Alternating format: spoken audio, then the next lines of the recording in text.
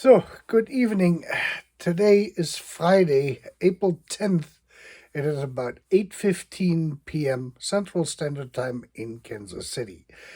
And we're back with the main topic, Iran, and the development since I've made my last video. And I'm not quite surprised on how this week went, looking at President Trump and his men trying to get the situation sorted out, which is not that easy, which I mentioned in my other video, in my previous video. The issue here being, if we just want to go back, say like to September, October of last year, there was already protests in Iran because the Iranian people were dissatisfied with their leadership because of inflation and a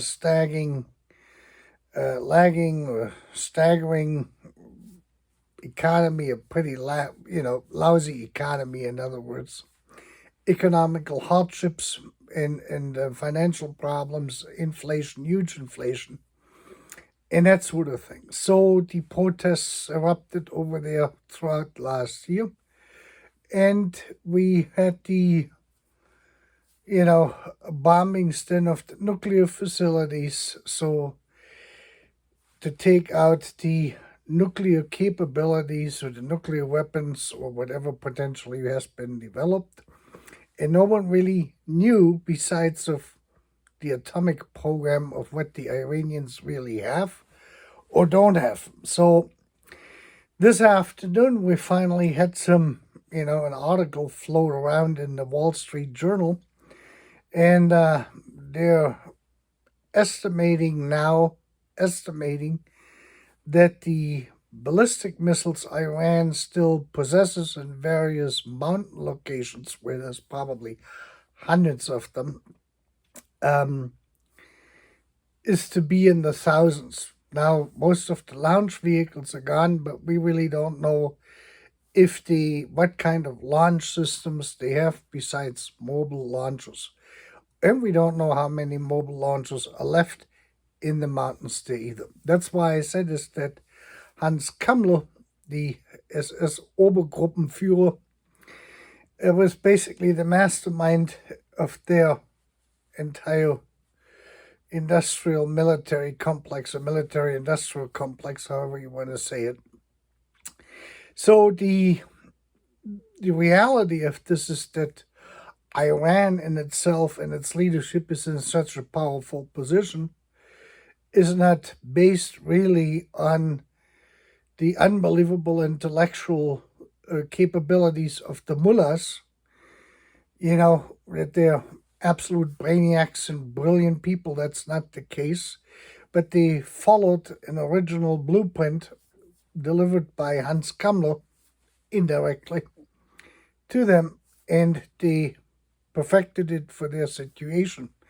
So they followed basically a strategic plan. It was a strategic development what they did, and it was not so much because of brilliance or unbelievable brain power and intelligence, but rather than a strategic plan which they had put into action. That's probably the best way of saying this. And they followed that through no matter what. They built their drones, they built their ballistic missiles, they started their nuclear development and nuclear weapons development and warheads. And, we don't really know what kind of biological weapons they have, or, chemical weapons. At least no one has told us that as the public. I am speaking here as a private citizen who has no access to any type of classified information from any one of these sources. And, I don't know what the German MAD, that is the Militärische Abschirmdienst, that is similar to the American, not the CIA, but the Defense Intelligence Agency, the old DIA here at this. These are the military you know, investigative services, what we have here, intelligence services, and the BND or the CIA or the Mossad or any one of the other ones, the British MI6, we have no clue what they know and what they don't know.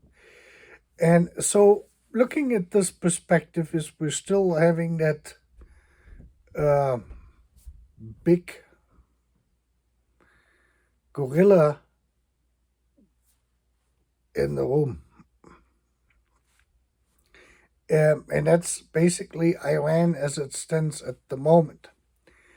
And the other problem now is this, what has developed, and that makes that really difficult, is President Trump basically said to these protesters that help was on the way and he was going to help them to overthrow the government. Now we have to look at this. There's going to be a certain segment in that population in Iran which is going to be pro Ayatollah Mullah, hardliner regime kind of thing.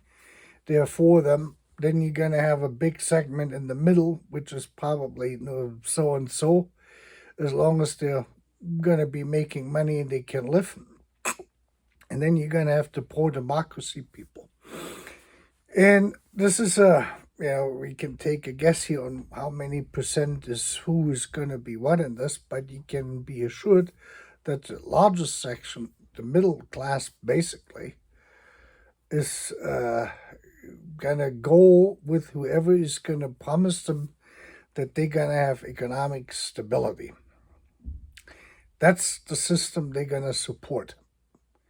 Whether it's democratic, whether it's a hardliner process, it doesn't really make any difference.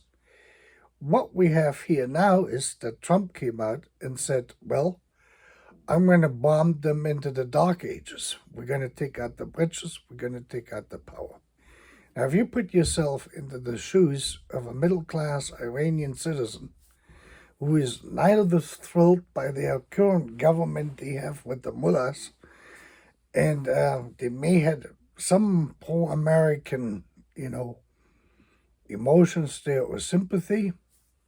You have Trump coming out with this statement that he's going to bomb them back into the dark ages. So the lights are going to go out. Everything they got in the refrigerator is going to spoil.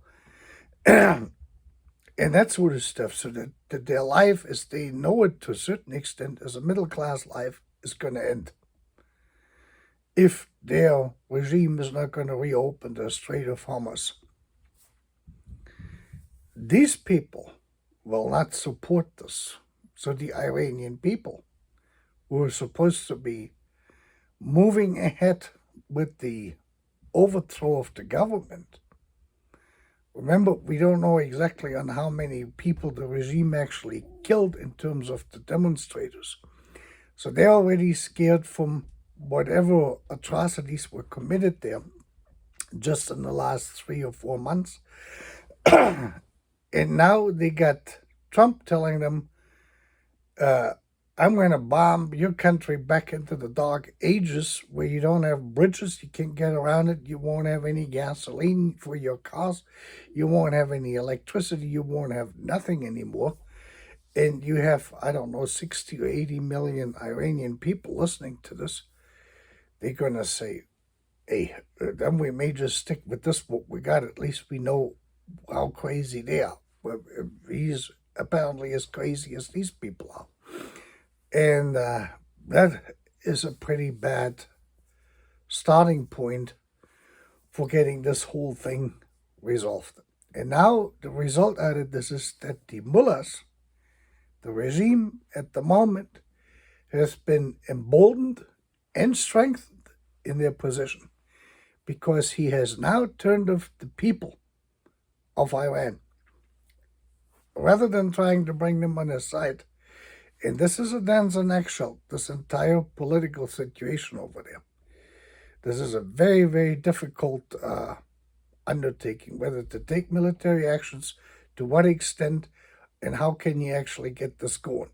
Like I said, this is very difficult to assess this if you don't have the, full intelligence reports on the stuff of what they really have or what they don't have, or at least what is estimated, because there could be hundreds, if not thousands, of these caves in the mountains where they have weapons stored, all sorts of weapons, and God knows where they are, what they are, and we don't know which group of people actually have access to them, besides of the Iranian military and their Revolutionary Guard there, which is sort of an SS if you look at it. So this has now complicated everything. We will see now what Pakistan can, get going there. But in the end, when we look at this, we can say that this opening of the Strait of Hormuz has become more important than a regime change altogether in Iran. The world economy apparently did not care of what the Iranian people wanted in the first place about their demonstrations they had last year, which resulted in so and so many demonstrators being killed by the Iranian regime. We don't know the numbers yet, but they probably will be a lot. That will be a significant number. I think some people say 30,000. It might be 10,000. One person is too many if in demonstrations, if a demonstrator gets killed, especially when they're demonstrating peacefully. Shouldn't be happening anywhere in the world, but it does. And in this case, it may have happened in a significant number, which is an atrocity in itself.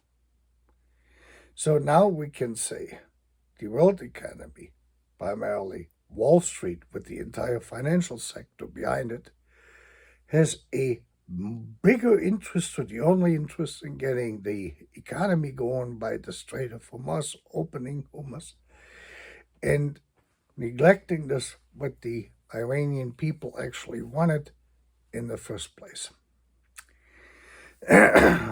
I'm a capitalist, but when you look at this situation here, where you have the world economy looking at this Wall Street and the European financial markets, London, Frankfurt, Paris, Holland, Rotterdam, these places of business, and you look at the Iranian people, you got the Iranian regime, you get this whole thing in a constellation, the United States and Europe in the middle of this, or the Chinese and the Russians, by the way. And this is a situation where Iran, at this point, has literally the absolute control in it. And the only reason why is because they followed a blueprint from an SS Obergruppenführer he started to develop in 1940 in anticipation of air raids in Germany. So this is kind of on how crazy this whole situation is and how this has been perfected, how the strategy by the Iranian people or the Iranian military, the Iranian leaders who were entrusted into this, had taken the original idea and the blueprints and adopted them, calculated as a calculated strategy into their country. Without this, like I said, this is not a brain child or brain result of unbelievable brain activity here, high intelligence, or whatever you want to call it, of a couple people in Iran. This is something they took and literally modified to what they had. But now we have hundreds or thousands of caves, and we have no clue really, at least as the public, of what is in there. We will see on how this whole thing is going to play out. I have no prediction in this.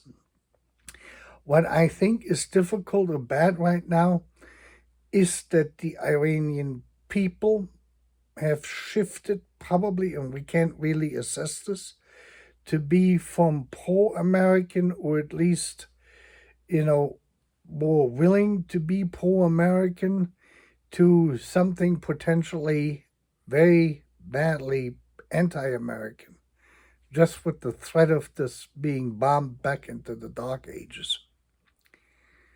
Uh, as a result of a government they didn't want, but of which they have to pay the ultimate price. And if that really takes 20 years to rebuild the country, then it's pretty bad. We have to remember this. The Ayatollah and the Shia, or the Mullahs, didn't come into power because of an election like it did in 1933 in Germany. They came in because of a revolution, an ongoing revolution which developed over 3, 4, 5 years. Um, and that basically was the starting point for it. So the beginnings of the Mullahs is a very different story on how they came to power versus the Nazi Party and Adolf Hitler in Germany, where they took over a democratic state in a democratic election through politically conniving their way through this, taking advantage of Hindenburg and his senility. And the other ones came to power because of a bloody revolution. That we have to keep in mind here too. But in the end, one group of people adopted a lot of strategies from the other group of people. And that is a problem. I will be back here pretty soon as the updates come in here and see how this thing is going to develop. I'm pretty pleased that the moon thing there, the lunar orbiting of the 4 astronauts, went well after 50 years. 50 years ago, I was on this planet, but I can't remember that. I was too young. I may have seen it on television back then without knowing what it was. Today, I watched the whole thing on my iPhone here via YouTube, and that came out pretty good. Well, anyway, I wish you a great weekend, and we will hope we will get some good resolution to this Iranian story, where we do get a regime change without blowing the whole country up and putting all these Iranian people back into the Dark Ages. You have a good night.